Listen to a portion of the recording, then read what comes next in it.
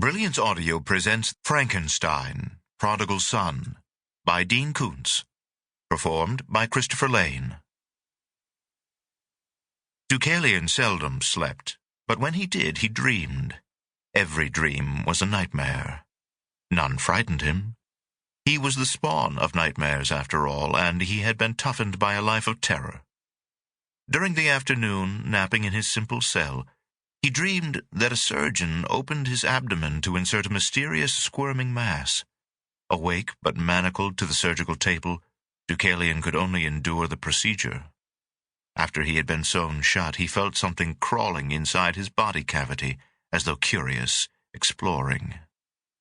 From behind his mask, the surgeon said, "A messenger approaches. Life changes with a letter." He woke from the dream and knew that it had been prophetic. He possessed no psychic power of a classic nature, but sometimes omens came in his sleep.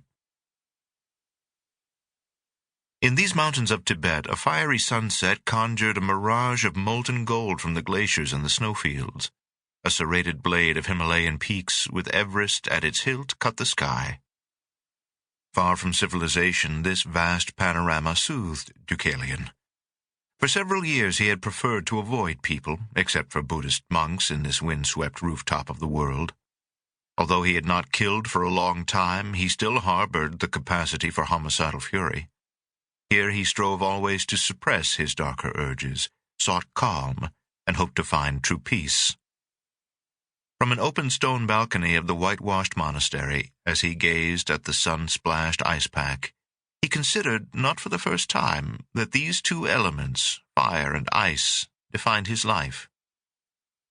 At his side, an elderly monk, Nebo, asked, "Are you looking at the mountains, or beyond them to what you left behind?" Although Deucalion had learned to speak several Tibetan dialects during his lengthy sojourn here, he and the old monk often spoke English, for it afforded them privacy. "I don't miss much of that world. The sea, the sound of shore birds, a few friends. Cheez-Its." "Cheeses? We have cheeses here." Deucalion smiled and pronounced the word more clearly than he'd done previously. Cheez-Its are cheddar-flavored crackers. Here in this monastery we seek enlightenment, meaning, purpose, God. Yet often the humblest things of daily life, the small pleasures, seem to define existence for me. I'm afraid I'm a shallow student, Nebo. Pulling his wool robe closer about himself as wintry breezes bit, Nebo said, "To the contrary, never have I had one less shallow than you. Just hearing about Cheez-Its, I myself am intrigued." A voluminous wool robe covered Deucalion's scarred patchwork body, though even the harshest cold rarely bothered him. The mandala-shaped Rambuk monastery, an architectural wonder of brick walls, soaring towers, and graceful roofs, clung precariously to a barren mountainside, imposing, majestic, hidden from the world. Waterfalls of steps spilled down the sides of the square towers to the base of the main levels, granting access to interior courtyards.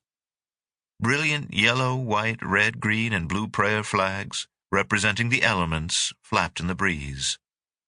Carefully written sutras adorned the flags, so that each time the fabric waved in the wind, a prayer was symbolically sent in the direction of heaven.